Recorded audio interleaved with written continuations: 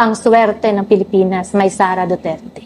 Para ka nakaranas ulit ng pandemic, no? Parang Opo. nagka-COVID ulit. Na nasa labas lang. Pero mas mabuti pa yung pandemic, mang may ayuda. Alam nyo po, sa totoo lang, marami talagang mapapahiya na mga anti-Duterte.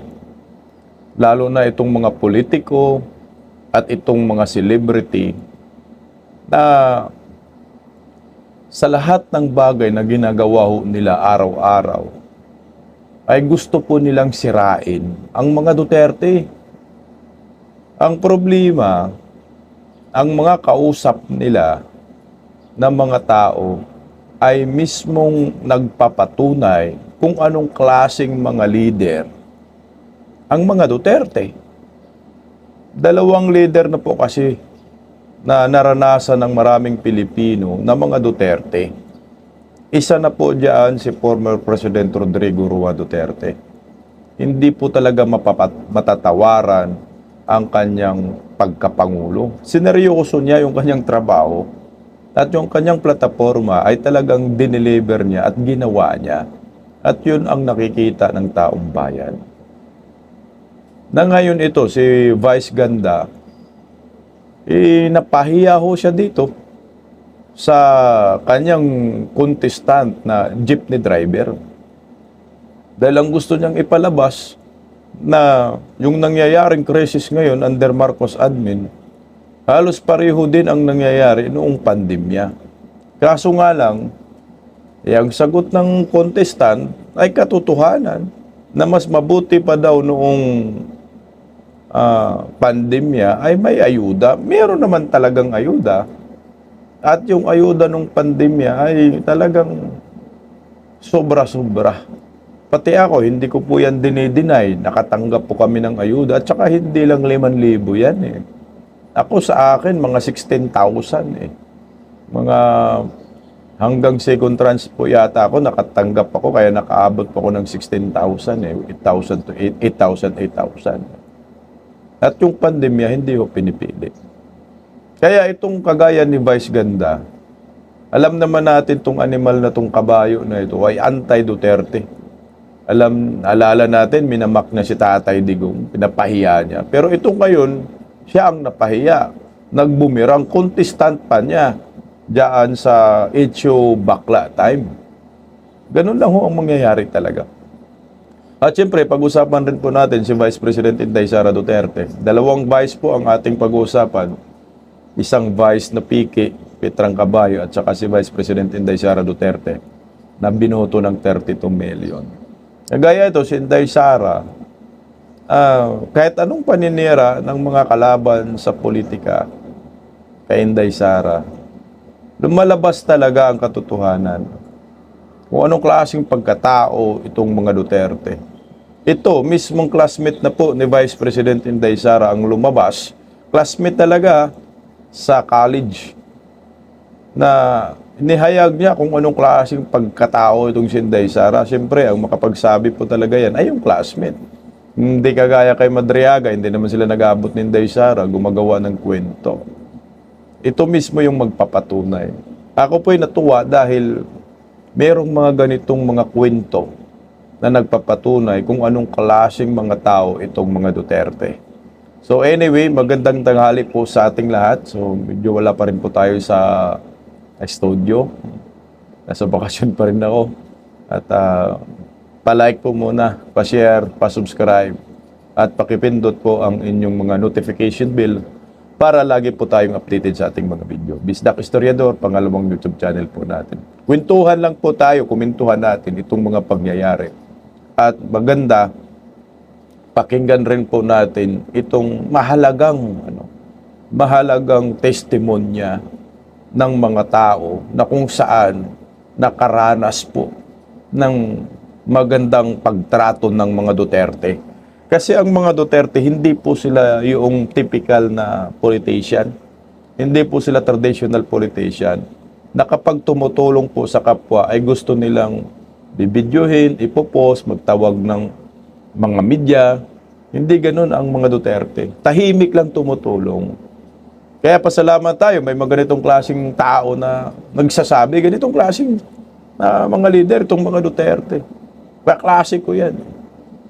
Unlike doon sa mga Dilawan, Pinklawan, Pulawan, Bubunisang Tanganista, yung mga leader nila, mga ipal-kupal, na akala nila sa kanila yung pira ho na pinanggagastos kagaya ni Bongbong Marcos. Tangina talagang namimigay ng bigas, hawak daw niya ang bigas. Ang dami mga ipal ngayon na bumabalik na naman. Mga mukha, dinidikit. Pero ang mga Duterte, tahimik yan na tumutulong. Yan yung sinasabi na leader. Lead by example. Hindi ho kailangan na balita mo, magtawag ka ng media, magpintura ka na bangko, magtatawag ka ng media, anak ng kagwang. Tapos may nag-construction dyan, hahawa ka ng anak ng kamuti ng halublaks at mag-file ka, di ba? Laila de Lima, Kiko Matching.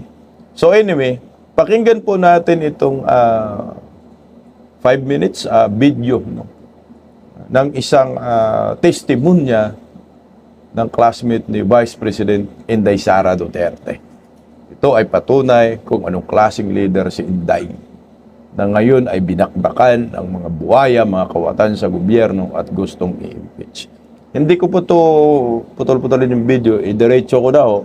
Sa dulo ko ako magkukomento at i-assist natin yung mga sinasabi ng classmate mismo ni Vice President Inday Sara kasi tinitira ngayon yung edukasyon ni Vice President Inday Sara, education na binabayaran daw, spoil daw si Inday Sara sa klase, sa school. Ito, pakinggan po natin itong mga testimonya ng mga personalidad na nagpapatunay sa pagkatao ni Vice President Inday Sara Duterte. Narito po. I met her in 1995. She was my classmate in college. We took Bachelor of Science in Respiratory Therapy at San Pedro College. Nakita ko na sa kanya kung gaano siya ka matulungin. As an RT student, we do the nebulization sa mga asthmatic. There are really patients na hindi talaga afford. So, hindi na ma-nebulize. So, pupunta siya sa head ng pulmonary department. May sample tayo na nebule. So, pag meron, ibigay. Sara spent 4 years of law school at the San Beda and her final year in San Sebastian. Ang alam ko talaga magdodoktor. Kaya nga nag-medical Especially when her mom got sick, she was really there. I don't want to be separated with my mom. That's why I built my house beside her house. Sara is authentic. Kita mo, hindi siya always nagsasalita. But when she talks, she means it. The female version of her father. That is the reason why she's very careful in her decision making. Because she is the family name Duterte. May reputation siya, may pangalan siya na kailangan protect. Hindi nakikita ng lahat ng tao yung tulong na ginagawa niya. Ang sitwasyon po sa aking anak, meron po siyang clip lip. Hindi siya agad makadede kasi yung ano niya, yung sa bibig niya, lumalabas yung gatas patungo dito sa ilong. Sumingi po ako ng tulong kang Ma'am Inday. Oh, bakit ba ngayon mo lang ipanakita yung anak mo sa akin? Eh dapat noon pa. Napakalaking tulong po talaga si Mayor Inday. Sa kapakarami ng problema natin sa buhay. Minsan naisip natin na wala na talaga tayong malalapitan. Si Mayor Inday lang yun ang aking nilalapitan pagkat labi nagipit na kipit na. Gusto ko sanang lunatit kayo ng Sara ng personal kunwari. Sabi ko, takita ko yung ID ko sa kanya. Kung saan ako ng disgrasya, sinati ko lahat. He was operated in Manila for 4 times. Medyo hindi maganda yung result. Chinibes talya lang ele na ano ba Aurelia si Archinibes table lang ele makarabya man na estibida ba sina kay tamira taming gadyo di suyo lisod. Sir, akyat daw kayo sa taas. Gusto daw kayo nakausap ni Non Sara. Sabi niya, anong kailangan mo sa akin? Gusto ko sanang hingi ng tulong na pang-opera. Huwag ka nag-alala, sasagutin ko yung gagastusin mo. Mga 800 to 900,000 na ang nagastos ni Mayor.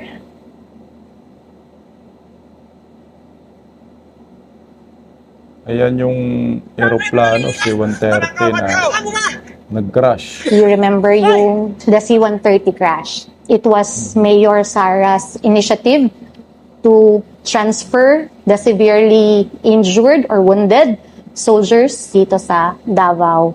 Hindi na siya kailangan sabihan. Kusa niya nang gawin. Congratulations! Ano ko daw sa inyo?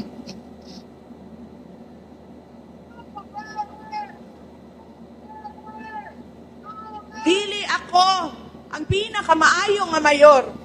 Pero walay makapildi sa ako Sa kakusog, sa ako ang kasing-kasing. Nga buhaton ang tanan sa ako ang trabaho.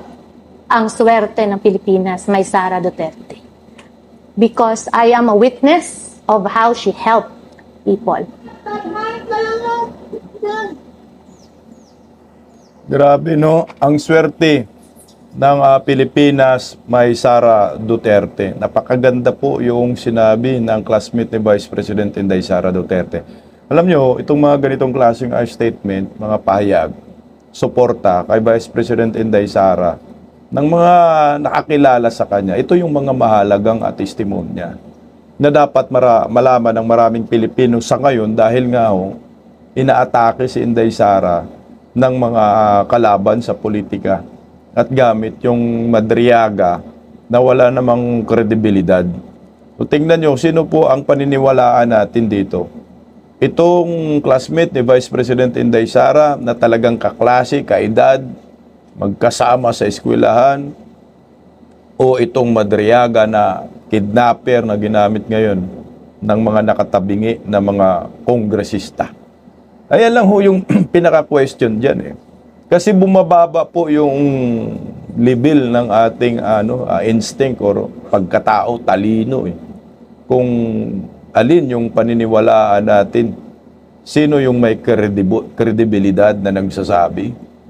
Mantakin mo si Vice President Inday Sara, nakatulong pala dyan sa nag-crash na C-130 sa mga sundalo. Hindi naman po yan binabalita. Ngayon lang po natin nalaman yan dahil sa kaklase ni Vice President Inday Sara. Ganon kasi ang mga Duterte, hindi po sila traditional politician. Na tipong pag tumulong, kailangan may kamera, no? Merong nakatutok na media, magpa-interview. Wala. Namana talaga ni Inday Sara ang kanyang ugali at ang kanyang pagiging leader kay Tatay Digong. Yan yung Duterte type of leadership. Hindi ka ipal, hindi ka kupal. Tsaka yung may clip palit pala, no? Na ngungo, yung bata, tinulungan rin pala ni Vice President Inday Sara yun. At sabi pa nga ni Inday na, bakit ngayon lang ho kayo? Lumapit, dapat noon pa. Tingnan mo.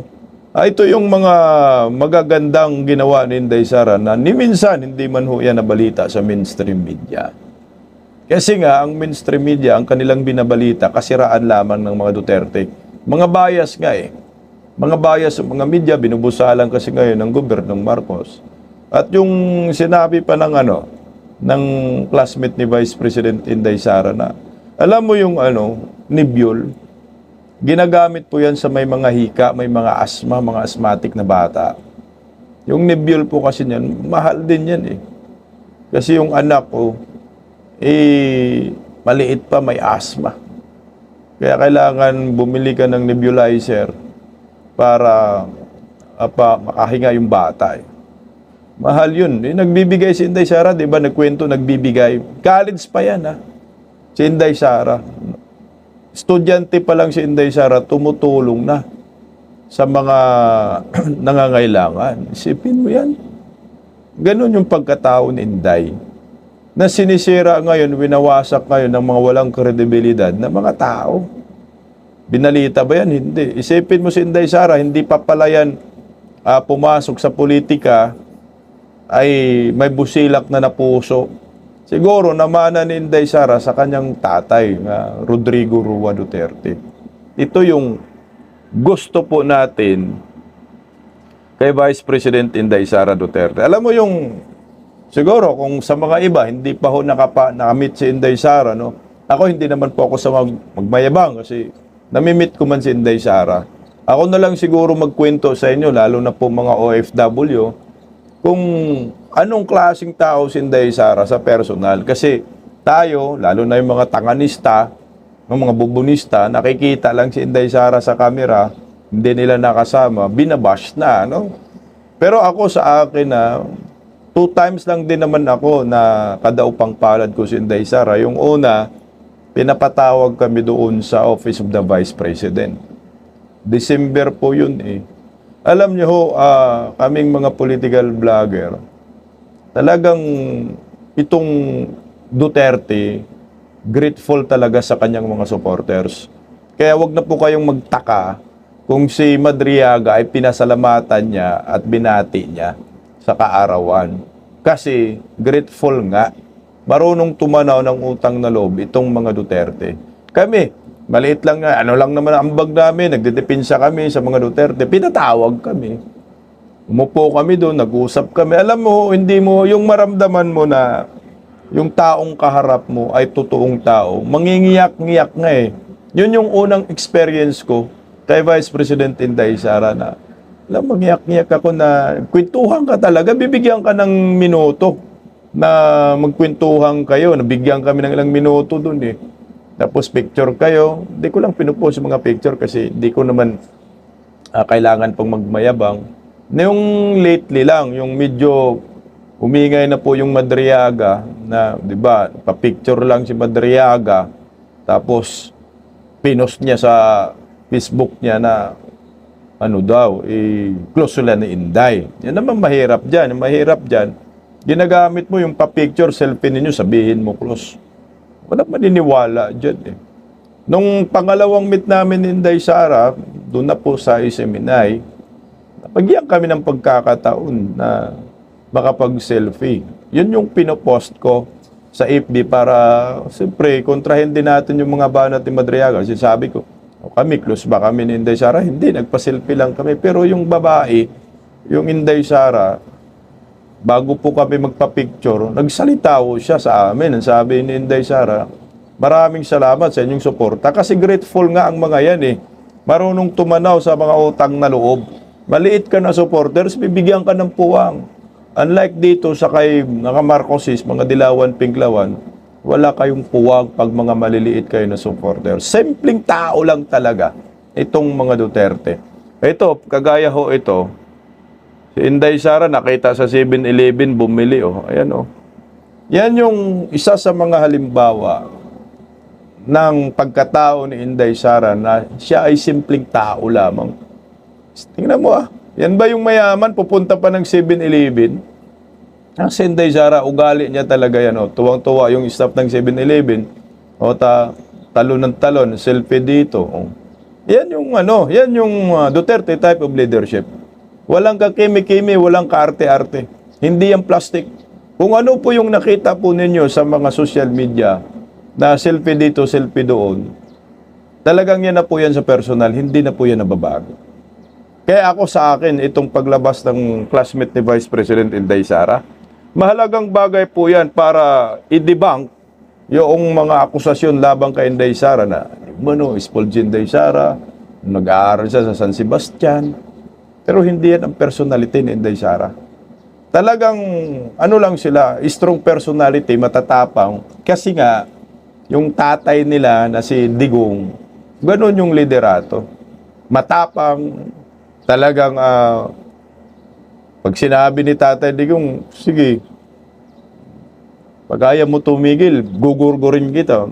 Ganun lang ho yun eh. Mumurahin ka pa. O tingnan mo ha, yung mga hinayupak na mga galit na sila kay Inday Sara, stress na stress sila, gusto nilang patalsikin, gusto nilang i-impeach. Binibigyan ba yan ni Inday Sara ng puwang? Hindi. Tingnan mo yung ali. Nasa hagdan palayan lang ho. Hindi ba mabubuisit yung mga kalaban ni Inday Sara? Makikita ito. Grabe si Inday Sara, ginagago na namin, tinitira na namin kaliwat kanan eh. Binugbog na namin pero hito. Yan dun lang sa hagdan palayan. Tignan mo. Hindi naman kailangan kasi stressin Inday. Hindi naman sila sakim sa kapangyarihan eh. Tsaka yung mga paratang hindi naman totoo. Ito, statement po yan ni Vice President Inday Sara. Basahin natin. Ito yung statement ni Inday Sara tungkol dyan sa picture na yun. Naglamyar, baka sabihin na naman, naglamyar na si Inday Sara. Ito, sabi ni Inday Sara, Nagakadan Rice Terraces of Open Air Museum, Kiangan, Ifugao. Labis ang aking pagkamangha nang makita ang napakagandang tanawin ng Nagakadan Rice Terraces of Open Air Museum sa Kiangan, Ifugao. Noong tayo ay bumisita sa probinsya upang makiisa sa Rambakan Festival sa bayan ng Lamot. Naalala po ninyo yon sa Rambakan. Ang Nagakadan Rice Terraces ay isa sa 5 United Nations Educational, Scientific, Cultural Organization o UNESCO World Heritage Rice Terraces sa Cordillera. Kilala rin ito bilang isa sa mga open-air museum dahil ito ay living cultural landscape na nagpapakita ng relasyon at ugnayan ng kultura at kalikasan. Mga kababayan, patuloy nating alagaan at pagyamanin pa ang ating mga likas na yaman upang ito'y mapakinabangan ng mga susunod pang henerasyon. Kaysa nito sa advokasiyang ito ang tanggapan at ng pangalawang Pangulo sa pamamagitan ng pagbabago. A Million Trees Campaign. Agyamanak unay iti na imbag kinapno ti ayat panangawat yu kada kami. Ilocano ho ito. Mahalin natin ang Pilipinas para sa Diyos, sa bayan at sa bawat pamilyang Pilipino. Vice President Inday Sara Duterte. Ang pagpunta pala yan Inday Sara doon sa Rambakan Festival na dinumog din si Inday Sara dyan eh. Na arabang talagang starstruck ang mga tao dyan. At sulit Duterte po yung Rambakan dyan, Rambakan Festival doon sa Lamot, Ifugao. At diniklara po siyang adopted daughter ng Lamot, Ifugao. At believe rin po ako sa mayor dyan, tapang-tapang. Talagang tinanggap niya si Vice President Inday Sara Duterte. Ayan po yung mga Duterte. Kaya hindi niyo po pwedeng sabihin na ito, panood lang kayo sa social media, ang dami niyo ng pamimintas sa mga Duterte. Hindi po ganun. Gaya si former President Duterte, ako rin. Di rin naman ako sa magmamayabang. Namimit din natin si Tatay Digong personal. Kapagkwentuhan, 24 hours na kwentuhan, marami kang natutunan. Alam nyo ho, bibigyan ko lang po kayo ng isang simpleng background sa pagkakilala po kay Tatay Digong. Yung mapapanood natin si Tatay Digong sa camera, media, social media, yung magmura, yung speech niya, galit na galit siya, matapang siya. Kunting meron siyang expression na mura. Tayo mga tao, natutuwa tayo dahil minumura ni Tatay Digong, yung mga kriminal, na durugista, mga kurakot sa gobyerno, mga pagsamantala, mga sindikato. Alam nyo, sa personal, si Tatay Digong hindi po ganun. Sipin mo, 24 oras, 2 times po namin yan nakausap si Tatay Digong. Ni minsan, ni isang bisis. Wala akong narinig na mura. At saka, pag nagsalita siya, hindi yung galit. Tatay na tatay lang talaga siya kausap. Hindi yung parang nakakatakot kasi siyempre, sabi ng ibang tao, nakakatakot yan si Duterte. Mamatay tao yan, di ba? Sabihin nila eh. Nakakatakot pag ikaw ay kriminal. Nakakatakot kung ikaw ay durugista. Nakakatakot kung ikaw ay kawatan. Nakakatakot kung ikaw ay sindikato, smuggler. Talagang nakakatakot si Duterte. Kasi hindi ka talaga sasantuhin. Hahanapin ka talaga. Pag matigas ulo mo. Pero, pag ikaw naman ay law-abiding citizen, hindi ho nakakatakot. Kaya ako na ho mismo magsasabi sa inyo, Yung personality ni Tatay Digong, ganun din ang personalidad ng kanyang mga anak. Matapang, kakaharap sa kamera, may political will. Yan ang tinatawag na political will. Na hindi mo basta-basta husgahan itong mga Duterte. Kung hindi mo naman nakadaupang palad ng tudo. Kaya itong si Madriaga, yung mga pinagsasabi niya kay Tatay Digong malayong-malayo. Hindi totoo lahat yun. Lahat yan ay kasinungalingan. Siyempre kayo, anti-Duterte, gagawa lang kayo ng kwento. Pero ang tanong, paniwalaan ba kayo ng taong bayan? Nakadaupang palad ba ninyo talaga si Digong, Inday Sara, para paniwalaan kayo? Ang sagot dyan, hindi eh. Napanood lang naman ninyo sa social media ang mga Duterte. Kagaya itong si Vice Ganda. Alam mo Vice Ganda, talagang huwag mo nang ipilit yung kagustuhan mo na masama si Digong. Pasalamat ka nga, gandang gabi Vice, di ba? Sumikat ka dun dahil kay Tatay Digong. Pero nagulat kami nung minamak mo si Tatay Digong. Makabanat ka kay Tatay Digong sobra-sobra. Kaya kayo na-interview yun si Duterte. Kita mo naman, pinagbigyan kayo, pero nakakagulat dahil binabanatan nyo ang mga Duterte. Si Marcos, hindi nyo binabanatan. O ito, meron po tayong video na ilalabas na para sa akin ay napahiya dito sa contestant niya, mismo sarili niyang contestant, itong si Vice Ganda. Bakit to?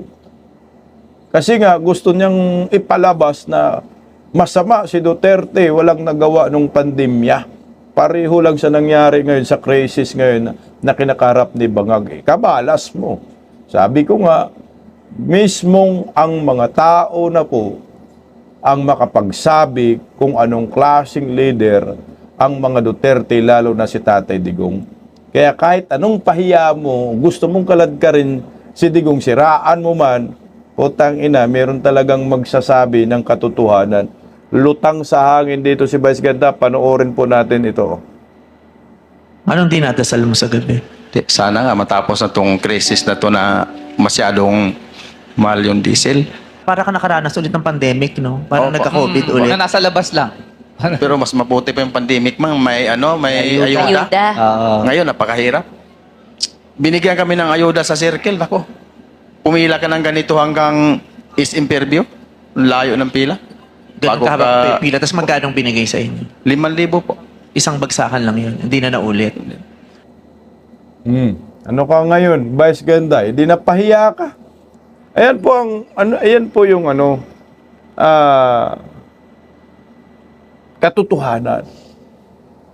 Totoo naman Mas mabuti pa talaga noong pandemya kasi may ayuda. Unlike po ngayon, panood po natin yung mga pagbibigay ng ayuda ng Bangag Admin, putang ina, ang pila. Grabe, ang haba ng pila. No, pinapahirapan yung taong bayan. Ang tingin ng gobyerno ay mga patay gutom. Pero ito, Vice Ganda, kahit pilitin mong ikukunik sa mga Duterte ang kahirapan ng taong bayan, putang inan nyo, hindi yan totoo. Di napahiya ka dyan. Kasi gusto niyang papalabas niya kung inutil ang gobyernong Marcos ngayon sa panahon ng krisis, ay gusto nang palabasin na inutil din ang mga Duterte sa panahon ng pandemya. Hindi nga ganun ang nangyayari. Vice Ganda. Alam namin na kinukulayan mo si Tatay Digong ng maitim na putik. Pero paano na yan? Mismong driver na jeepney driver ang nagsasabi, mas mabuti pa noong pandemya ay may ayuda. Kasi pilit niya kinukunik, binibigyan na ng comparison. Yung kahirapan ngayon ng mga tao, mga jeepney driver sa panahon ni Marcos, noong panahon naman ni Tatay Digong nung pandemya, putang ina, layo. Ako mismo, kayo, makapag-witness kayo, hindi po 5,000 ang ayuda noong panahon ni Tatay Digong nung pandemya. Ako 16,000, 2 beses po yan. 8,000, 8,000. At nung pamimigay ng pandemya, ng ayuda, may mga relief goods pa. Walang pinipili, basta Pilipino ka, tanggap ka ng ayuda. Baka hindi ito alam ni Vice Ganda. Sa bagay, sila kasi mayayaman, hindi na nila kailangan ng ayuda. Pero Vice Ganda, kami na po magsabi sa inyo, ako nakatanggap ako ng ayuda sa panahon ng pandemya. Papatunayan lang namin na totoo yung sinabi ng contestant mo dyan sa issue bakla time. Na ito talagang lutang siya dito, pahiya siya dito. Yan ang katotohanan. Yung pandemya ho, ang nakatanggap ng ayuda doon, kasama yung average income, low income. Yun yung kasama sa ayuda, walang pinipili. Basta ikaw ay Pilipino, tanggap ka ng ayuda dahil apektado ka ng pandemya. Walang sinasabi, ikaw didiis ka, tanggap ka. Ikaw antay-didiis ka, dilawan ka, hindi ka tanggap. Pati kayong mga dilawan, pati kayong mga loyalistang tanganista, Luzon, Visayas at Mindanao, nakatanggap kayo ng ayuda noong pandemya sa panahon ni Tatay Digong. Pero ngayon, mas malala pa ito sa pandemya. Lahat tayo nakaranas ng krisis, mahal ng bilihin, mahal ng gasolina. Sino yung inaayudahan ng bangag admin na to? Nasa NCR. Ito sila, nagrereklamo pa nga sila. Kasi 5,000 lang, wala na, ubos na. Pero yung krisis hanggang ngayon, tuloy-tuloy. Oh. Eh yung mga nasa Visayas at Mindanao, nagrereklamo din po. Kasi nga hindi sila nakatanggap ng ayuda hanggang ngayon. Ako, nasa Cagayan de Oro City ako ngayon. Anong sabi ng mga tsuper? Sa kanila na lang daw yung ayuda. Hindi daw sila nakatanggap hanggang ngayon. Kaya pa naman daw. Eh, ito ho yung masaklap.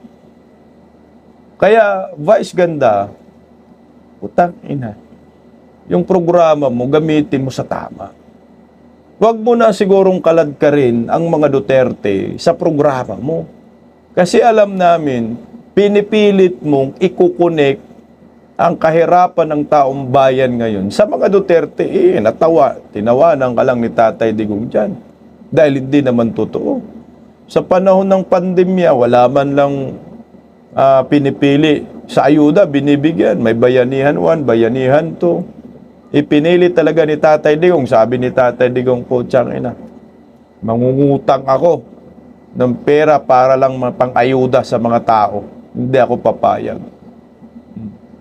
Pero ngayon, under Marcos admin, walang pandemya. Ang utang, lampas hanggang impyerno, may krisis ng utang, lampas hanggang impyerno na rin yung utang. Nakatanggap ba tayo ng ayuda? Dapat lahat tayo makatanggap ng ayuda. Kasi nakaranas tayo ng krisis sa ekonomiya. Mahal ng bilihin, mahal ng bigas, lahat-lahat mahal. Yan ang tunay dyan. Pero ngayon, Vice Ganda, anong nangyayari? Pero siyempre, yung baklang ito, namigay ng ayuda pagkatapos mapahiya. Pagkatapos lumutang sa ere na parang ugag. Ayan. Namigay ng ayuda. Swerte rin yung mga jeepney driver, pero tapos na siya napahiya dito. Napatunayan ng driver na mas mabuti pa noong pandemya may ayuda. So iyak ka, Vice Ganda. So hindi na naman nagtagumpay ang mga dilawan, pinklawan para sirain ang mga Duterte. Dahil ang mga tao na nga ho ang nagsasabi kung anong klaseng pagkatao ang mga Duterte. Hayan, namigay ng tigli 5,000. Bawat tsuper na iya. 5,000 lang din, oh. Talagang pinantayan lang din niya yung binigay ni BBM. Putang ina, idol niya yata si BBM. Alam niyo ho, ako sa akin, ang mga Duterte ay yung kanilang pagkatao, hindi yan talaga questionable. Yung pagkatao nila, yung type of leadership nila ay pang-national. So yan yung kailangan natin ng mga leader, hindi plastic, hindi traditional politician. Kung ano lang talaga yung kanilang plataforma, yun lang ang pinapatupad nila. Pakinggan mo po muna natin, kaunti lang ito nga si Attorney Vic Rodriguez. patungkol po dito sa haka-haka na umano'y si Mayor Baste Duterte ay plan B, no? At magiging next President of the Republic of the Philippines. Wala na bang masama yan kung ginugrown ng mga kaalyado ng mga Duterte si Mayor Baste na magiging next president. Marami pong mangyayari dyan eh. Kasi kailangan natin sila, hindi sila traditional politician eh. Pakinggan natin si Atty. Vic Rodriguez. Nakakonsentrate si Mayor Baste sa Davao City. At I don't think any person or group kailangan nilang i-embellish or i-enhance yung estado ni Mayor Baste sa politika, national or lokal. Have to remember, he is the mayor of the biggest city in the Philippines, Davao City. That alone, yun lang, statement na yun. It's already a testament sa kanyang kakayahan on how he's running Davao City. Now, does he have any ambition to seek for the presidency? Malinaw din sa kay Mayor Baste eh. Ganon din kay kay Vice President Inday. Ang presidency is destiny. The more you try to aspire o ambisyonin mo man yan at maraming struggle, that's not for you. Pero hayaan mo lang at walang struggle, dinadala ka ron, that could be for you. So sila, ganun din, at I think ganun din ang kanilang pananaw. Kilala naman natin yung isang ambisyoso eh. Sinira nga yung buong bansa, winasak nga yung national budget, ninakaw lahat eh. Gusto maging presidente. Yun ang dapat ikulong eh. Baka nabasa mo rin yan. Banggitin mo nga yung pangalan. Parang nababasa ko sa mga sinasabi mo eh. Hindi ko na lang maituloy. Pero tama yan. Ako, I've read nga somewhere eh. I don't know if it's Marcos Aurelius sabi niya. Most often daw, those who do not seek leadership or any position are most often the ones who deserve them. Because it's a gift. It's a gift. Oh, that's true. The presidency is a gift because it is a leadership personified. Kaya lang tayo mga Pilipino, curse ang nangyari. Wala tayong leader eh. Wala tayong leader. Ninanakaw pa yung pera natin mga Pilipino. But leadership, presidency is a gift. Leadership is a gift na hindi lahat ay binibiyayaan at hindi lahat ay pinagkakalooban. Yung pagiging presidente ni Bongbong Marcos, ako sa akin lang pwede rin pong is a gift yun para sa kanya. Binigyan siya ng pagkakataon ng Panginoon na sige, 'di ba? Ito lagi yung sinasabi.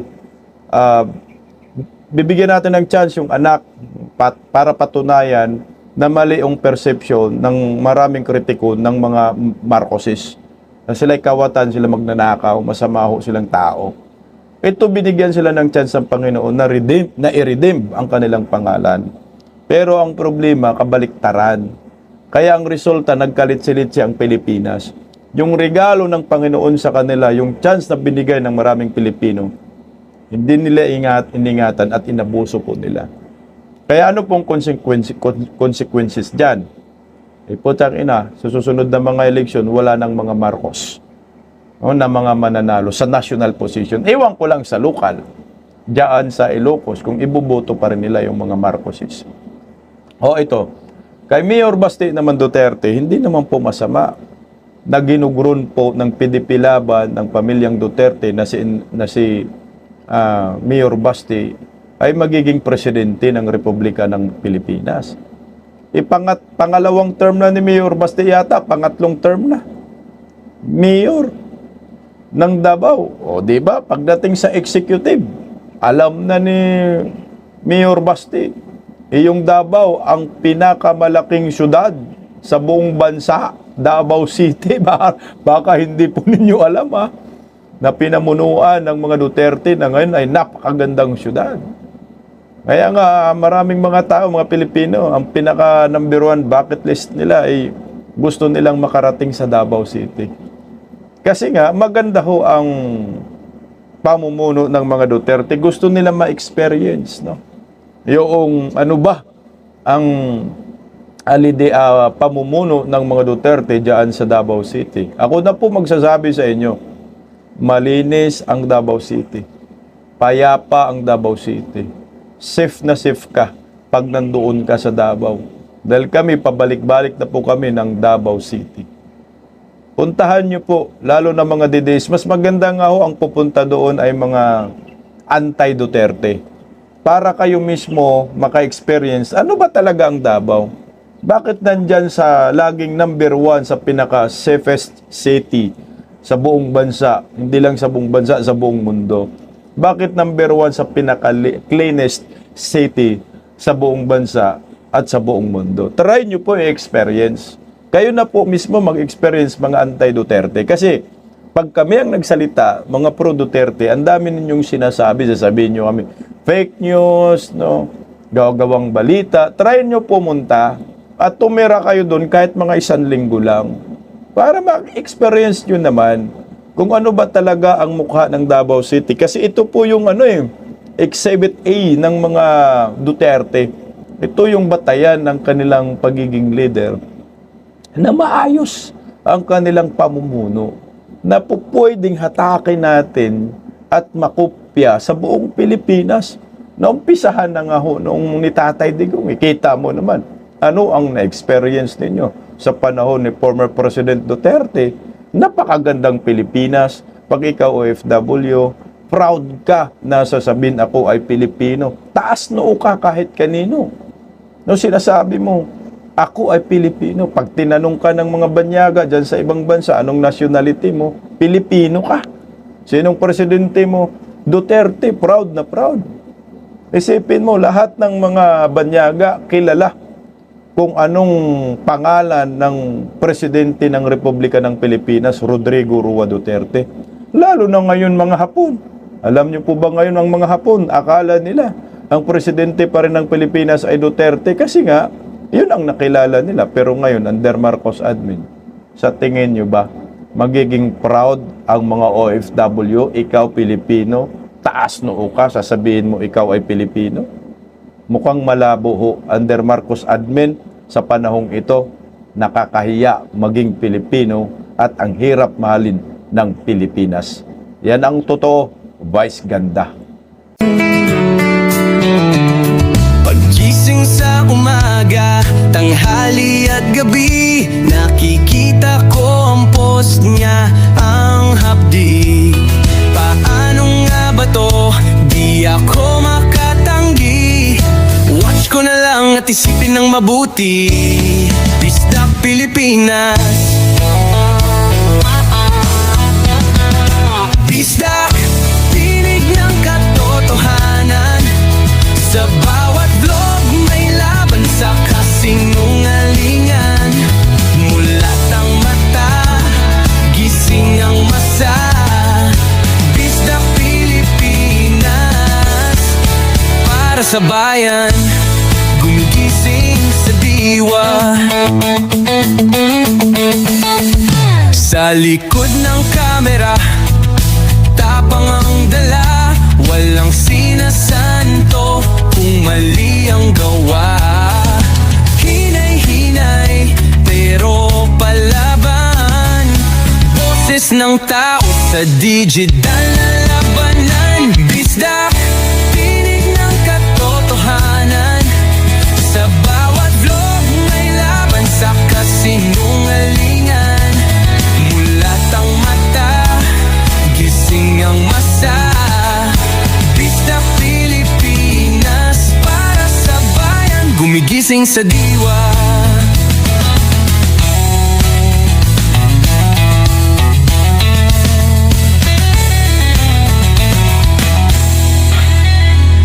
Hindi artista, hindi politiko, pero ang katotohanan, sigaw niya ay buo.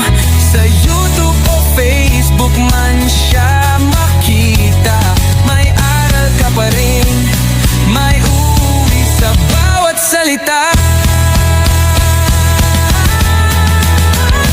Bisdak, gising sa katotohanan. Di lang kwento, kundi panawagan. Sa bawat Pilipinong naghahanap ng liwanag. Bisdak Pilipinas, kasama sa pagbangon ng bayan.